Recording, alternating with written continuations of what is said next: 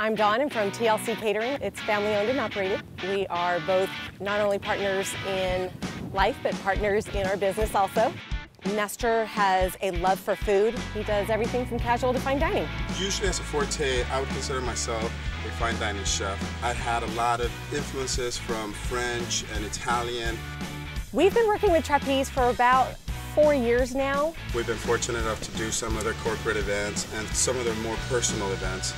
We are doing an Italian theme today. We have some heirloom tomato and mozzarella skewers, chicken parmesan with a linguine pasta that has some sun-dried tomatoes, some fried sage, pine nuts, focaccia bread, along with the grapeseed oil and the balsamic. For our decorations, we ended up doing a basket full of different heirloom tomatoes and garlic. We did homemade Italian donuts. We're willing to try anything new and exciting. When people come to the event, I want them to recognize the special things that we put into it, whatever it takes to make the whole crowd happy. Our clients really enjoy us because we are very hands-on. I'm Nestor and I'm with TLC. We are a Trapeze Friday favorite. Trapeze's Friday favorite.